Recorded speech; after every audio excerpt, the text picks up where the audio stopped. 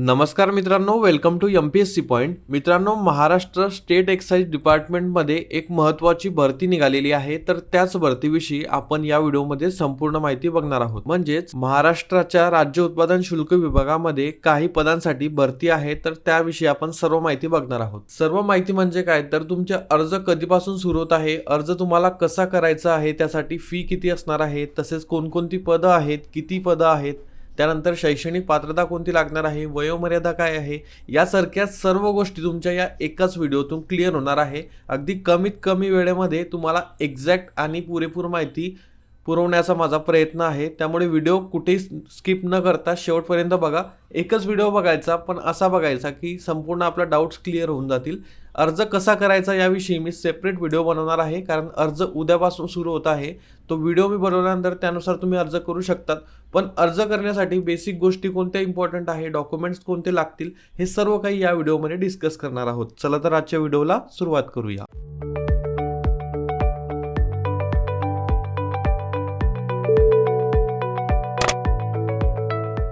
तर मित्रांनो, महाराष्ट्र शासनाअंतर्गत लघुलेखक, लघुटंकलेखक, जवान वाहन चालक आणि चपरासी या 4 संवर्गातील पदांसाठी भरती निघालेली आहे. आणि ही भरती राज्य उत्पादन शुल्क विभागाची आहे. म्हणजेच सर्वात फेमस असलेलं डिपार्टमेंट स्टेट एक्साइज डिपार्टमेंट आहे. आणि स्टेट एक्साइज डिपार्टमेंटमध्ये ही भरती आहे. मित्रांनो, तुम्ही यामध्ये पदं बघू शकतात: लघुलेखक, लघुटंकलेखक, जवान वाहन चालक आणि चपरासी. म्हणजेच काय बघा, इथं टोटल तुम्हाला राज्यस्तरीय काही संवर्ग आहेत आणि एक जे संवर्ग आहे चपरासीचं, तर ते जिल्हास्तरीय स्वरूपामध्ये भरलं जाणार आहे. एकूण पदसंख्या प्रथमतः आपण बघूया. बघा, लघुलेखक म्हणजे ते शॉर्ट हँड असतं बघा, त्यासाठी 5 पदं आहेत. लघुटंकलेखक 18 पदं. जवान सर्वात जास्त पदं आहेत 568. आणि ही पूर्ण महाराष्ट्राची संख्या आहे, म्हणजे पूर्ण महाराष्ट्रामध्ये जेवढे पदं आहेत तर ती ही संख्या आहे 568. आणि यांचे निकाल जे आहे ते जिल्ह्यानुसार न लागता महाराष्ट्राचा टोटल एकच कट ऑफ लागणार आहे. देन जवान वाहन चालक म्हणजेच जवान ड्रायव्हर हे पद आहे राज्य उत्पादन शुल्क विभागातील, यासाठी 73 पदं आहेत. तर अशा प्रकारे ही पदसंख्या आहे.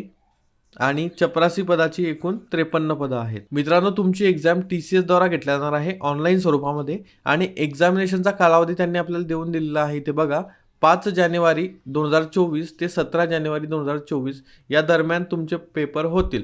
आणि चेंज देखील होऊ शकतात इथं असं सांगितलेलं आहे, पण एक्झॅक्टली याच तारखेदरम्यान होऊ शकतात. पुढे बघा, तुमच्या कॅटेगरीनुसार तुम्हाला पदांचा तपशील दिलेला आहे. जसं की लघुलेखकसाठी इथे कॅटेगरीचे पदं वगैरे तुम्ही बघू शकतात. देन लघुटंकलेखकसाठी इथे कॅटेगरीचे पदं तुमच्या स्क्रीनवरती शो होत आहे. बघा, ही डिटेल ॲडव्हर्टिजमेंट जी आहे ती मी या व्हिडिओच्या खाली डिस्क्रिप्शनमध्ये लिंकवर टाकलेली आहे, तिथून तुम्ही डाउनलोड करून हे पदं बघू शकतात. बेसिकली मी महत्त्वाची माहिती या व्हिडिओमध्ये कव्हर करणार आहे. जवान या पदासाठी पदं बघू शकतात तुम्ही. टोटल पदं जी आहे ती इथे आपल्याला त्यांनी दिलेली आहे 568. त्यामध्ये कॅटेगरीचे वगैरे तुम्ही बघू शकतात. देन जवान ड्रायव्हरसाठी एकूण 73 पदं आहेत, कॅटेगरीनुसार तुम्ही बघू शकतात. चपरासीसाठी देखील तुम्ही इथे बघू शकतात. देन पुढे जाऊया. चपरासी बघा, आता जिल्ह्यानुसार तुम्हाला भरावं लागेल, कारण तिथे जिल्ह्यानुसार त्यांनी पदसंख्या दिलेली आहे. जसं यवतमाळ असेल, बुलढाणा, नांदेड, हिंगोली. आणि त्याचा निकाल देखील त्याच स्वरूपामध्ये लागेल जसं तुमचा तलाठी भरतीचा लागणार आहे. आता बघा, या सर्व पदांसाठी वेतन काय असेल त्याबाबत बोलूया, कारण आपल्याला जाहिरातीमध्ये त्यांनी मेन्शन करून दिलेलं आहे. बघा, लघुलेखक पदासाठी S15 नुसार 41,800 ते 1,32,300 यामध्ये इतर जे अलाउन्सेस आहेत ते ॲड होतील. या सर्वांमध्ये ते अलाउन्सेस ॲड होणार आहे. देन लघुटंकलेखकसाठी 25,500 ते 81,100 स्क्रीनवरती तुम्ही बघू शकतात. जवान या पदासाठी 21,700 ते 69,100. बघा, हे 21,700 जरी असलं तरी यामध्ये महागाई भत्ता व इतर जे अलाउन्सेस ॲड होतात, तर ते मिळून हे पेमेंट 30च्या वर तुमचं जाईल. देन जवान वाहन चालक सेम आहे. चपरासी बघा, तुम्ही इथे बघू शकता 15,000 ते 47,600. तर हे सर्व बघा, इथे वेतन श्रेणी तुम्हाला दिलेली आहे. आता पुढे आपण पात्रता बघूया. पात्रतामध्ये पहिली पात्रता भारतीय नागरिकत्व असावं. त्यानंतर वयोमर्यादा काय आहे, तर इथे तुम्ही वयोमर्यादा स्क्रीनवरती बघू शकतात. मिनिमम 18 वर्ष लागणार आहे, कारण काही पदं जे आहे मित्रांनो ते 12वीवरती देखील भरली जातात. सो त्यामुळे मिनिमम 18 वर्ष आहे. आणि जर अमागास असाल तर 40 वर्ष मॅक्झिमम वय असावं. आणि मागासवर्गीय असाल तर 45 वर्ष तुम्हाला सूट आहे. बघा, इथे तुम्ही टोटल बघू शकतात. खेळाडूंसाठी काय आहे, माजी सैनिकांसाठी काय आहे, दिव्यांगांसाठी काय आहे. तर अशा प्रकारे ही वयोमर्यादा इथे स्क्रीनवर तुमच्या आहे. देन पुढे जाऊया, शैक्षणिक अर्हता ही सर्वात महत्त्वाची स्टेप आहे तुमची, ही काळजीपूर्वक ऐका मी जे सांगतो ते. शैक्षणिक अर्हता बघा तुम्ही इथे बघू शकतात, पदाचं नाव आणि शैक्षणिक अर्हता आपल्याला दिलेली आहे. लघुलेखक या पदासाठी प्रथमतः आपण शैक्षणिक पात्रता काय लागणार आहे ते बघूया. बघा, माध्यमिक शाळा प्रमाणपत्र परीक्षा म्हणजे तुम्ही 10वी पास असायला हवे, इथं कोणत्याही टक्क्यांची अट वगैरे नाही आहे. त्यानंतर लघुलेखनाची गती 100 शब्द प्रति मिनिट हे असायला पाहिजे तुमची लघुलेखनाची गती. देन मराठी टंकलेखनाची गती 30 शब्द प्रति मिनिट किंवा शब्द वापरलेला आहे म्हणजे यापैकी एकच लागणार आहे. इंग्रजी टंकलेखनाची गती 40 शब्द प्रति मिनिट इतक्या गतीचे शासकीय वाणिज्य प्रमाणपत्र आवश्यक. तर या 3 शैक्षणिक अर्हता तुम्हाला लघुलेखक पदासाठी आहे. देन लघु टंकलेखकसाठी बघा, माध्यमिक शाळा प्रमाणपत्र परीक्षा उत्तीर्ण म्हणजे 10वी पास प्लस लघुलेखनाची गती 80 शब्द प्रति मिनिट प्लस मराठी टंकलेखनाची गती 30 शब्द प्रति मिनिट किंवा इंग्रजी टंकलेखनाची गती 40 शब्द प्रति मिनिट इतक्या गतीचे शासकीय वाणिज्य प्रमाणपत्र आवश्यक. तर हे तुम्हाला यासाठी शैक्षणिक अर्हता लागणार आहे. जवान पदासाठी फक्त तुम्ही 10वी पास असायला हवे. त्यानंतर जवान ड्रायव्हरसाठी तुम्हाला 7वी पास असणं गरजेचं आहे आणि तुमच्याकडे ते जे लाईट मोटर व्हेकलचं लायसन्स आहे ते असायला पाहिजे. त्यानंतर चपराशीसाठी तुम्ही 10वी पास असायला हवे. तर हे बघा पात्रता आहे, शैक्षणिक पात्रता. वयोमर्यादा तुम्हाला ऑलरेडी सांगितली. आता काही पदं जे आहेत त्यासाठी शारीरिक पात्रता देखील आवश्यक आहे. जसं बघा, जवान पद आणि जवान ड्रायव्हर पद, तर यासाठी तुम्हाला शैक्षणिक पात्रता किंवा शारीरिक पात्रता जी आहे ती इथे दिलेली आहे. पुरुष उमेदवारांसाठी आणि महिला उमेदवारांसाठी दोघंसाठी तुम्ही इथे बघू शकतात. पुरुष उमेदवारांसाठी किमान हाईट जी आहे ती 165 सेंटीमीटर लागणार आहे आणि छाती न फुगवता 79 सेंटीमीटर आणि 5 सेंटीमीटरपर्यंत ती फुगायला हवी प्लस 5 सेंटीमीटर. वजन कुठली अट लागू नाही, पण महिलांसाठी वजनाची अट लागू आहे. किमान वजन 50 किलोग्राम असायला हवं. त्यानंतर महिला उमेदवारांसाठी हाईट जी आहे ती 160 सेंटीमीटर लागणार आहे आणि छाती जी आहे त्याचं मोजमाप इथे कुठेही लागणार नाही. त्यानंतर या सर्व पदांसाठी सिलेबस काय असणार आहे ते देखील आपण थोडक्यात बघूया. बघा, सिलेबस तुम्ही इथे बघू शकतात, अभ्यासक्रम त्यांनी दिलेला आहे. लघुलेखकसाठी रिझनिंग आहे तुम्हाला, त्यानंतर GK आहे, मराठी आहे, इंग्लिश आहे. तर अशा प्रत्येकाचे 30-30 प्रश्न आणि त्यांना 30-30 गुण आहे आणि यासाठी 1.5 तास तुम्हाला वेळ मिळणार आहे. MCQ बेस हे पेपर होतील. TCS परीक्षा घेणार आहे.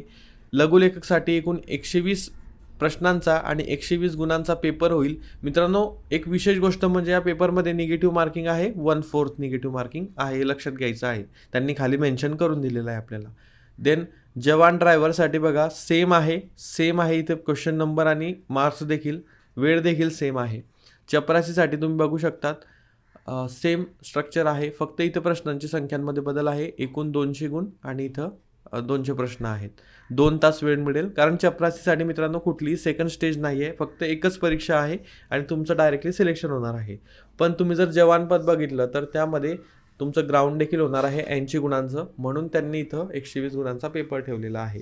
आणि इथं लघु टंकलेखक आणि लघुलेखकसाठी आणि जवानसाठी हे तुम्ही 120 प्रश्न आणि 120 गुण बघू शकता. तर बुद्धिमापन चाचणीमध्ये कोणते टॉपिक अभ्यासावे लागतील, सामान्य ज्ञानमध्ये कोणते, मराठी आणि इंग्रजीचे कोणते ते इथे दिलेलं आहे. परीक्षेचे टप्पे तुम्ही इथे बघू शकतात. बघा, जवान या पदासाठी लेखी परीक्षा होईल आणि ग्राउंड होईल. 120 गुणांची लेखी परीक्षा, 80 गुणांचं ग्राउंड, असं एकूण 200 गुणांवर तुमचं मेरिट लागेल. जवान ड्रायव्हरसाठी देखील सेम स्ट्रक्चर आहे, 200 गुणांचं तुमचं मेरिट लागेल. त्यानंतर एक महत्त्वाची अट इथे आहे की तुमच्याकडे एक क्वालिफाईंग चाचणी होईल तुमची, विशेष प्रावीण्य अर्थकारी म्हणजे क्वालिफाईंग चाचणी होईल. म्हणजे त्यामध्ये तुम्हाला एक हलकं मोटर वाहन चालवणे आणि जड मोटर वाहन चालवणे हे तुमचं टेस्ट घेतली जाईल आणि ही फक्त ड्रायव्हर पदासाठी आहे आणि ते देखील क्वालिफाईंग आहे.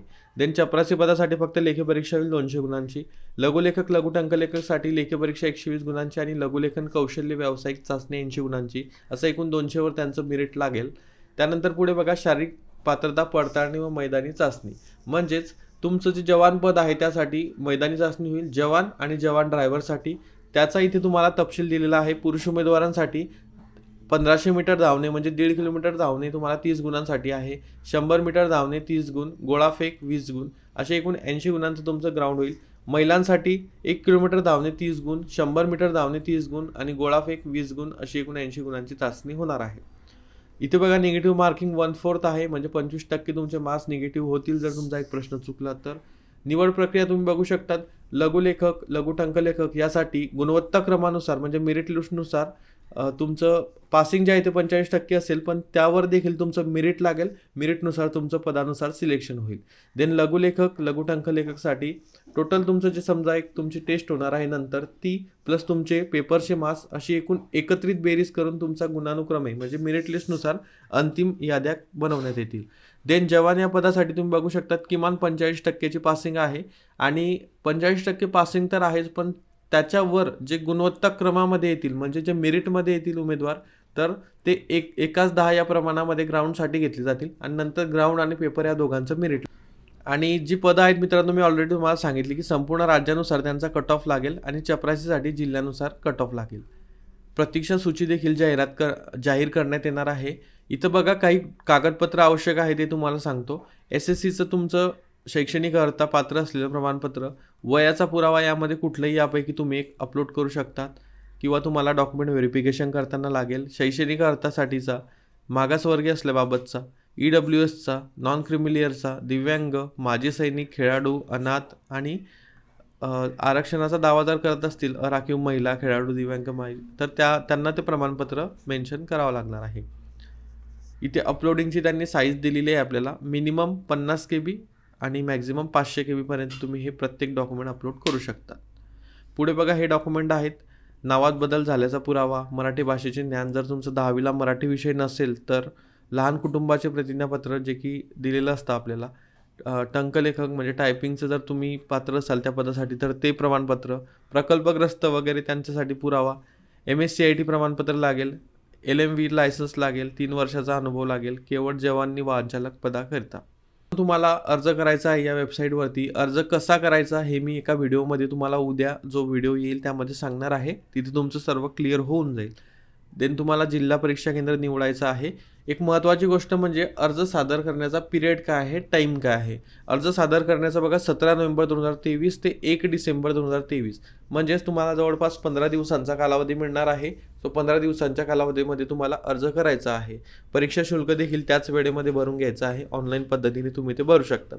संकेतस्थळ डिस्क्रिप्शनमध्ये देऊन देईल, तिथे जाऊन तुम्ही भरू शकतात. त्यानंतर महत्त्वाची गोष्ट म्हणजे त्यासाठी शुल्क काय लागेल. तर बघा शुल्क खूप जास्त आहे. हे अराखीवसाठी 900 आहे बघा. त्या 2 पदांसाठी 900 आहे. जवान पदासाठी 735 आहे आणि वाहन चालक आणि जवानी वाहन चालक जे आहे त्यासाठी 800 आहे. चपरासीसाठी देखील 800 आहे आणि राखीव प्रवर्गासाठी त्यामध्ये थोडासा डिफरन्स आहे. जर तुम्ही लघुलेखक, लघुटंकलेखकसाठी राखीव पदातून फॉर्म भरला राखीव कॅटेगरीमधून तर 810 रुपये फी लागेल. जवान पदासाठी 660 लागेल आणि 720 जवानी वाहनचालक आणि चपरासीसाठी लागेल. अशा प्रकारे तुम्हाला हे परीक्षा शुल्क भरावं लागणार आहे. तर मित्रांनो, अशा प्रकारे या जाहिरातीमध्ये जी सर्व इम्पॉर्टंट माहिती होती ती मी कव्हर केलेली आहे. काही डाऊट असतील तुम्हाला तर मला विचारू शकतात. फॉर्म भरण्यासंबंधी सर्व डाऊट तुमचे उद्याच्या व्हिडिओमध्ये क्लिअर होतील. मी ते सर्व व्यवस्थित क्लिअर करेल आणि या व्हिडिओच्या माध्यमातून आय होप की तुम्हाला सर्व माहिती कळाली असेल. यामध्ये आपण सर्व डिटेलमध्ये बघितलं. असेच व्हिडिओ तुम्हाला वेळोवेळी हवे असतील तर तुम्ही चॅनल सबस्क्राईब करू शकता. हा व्हिडिओ तुम्हाला आवडला असेल, हेल्प झाली असेल तर नक्कीच या व्हिडिओला एक लाईक करू शकता. आजच्या व्हिडिओसाठी एवढेच मित्रांनो. भेटूया पुढच्या व्हिडिओमध्ये. Thank you for watching.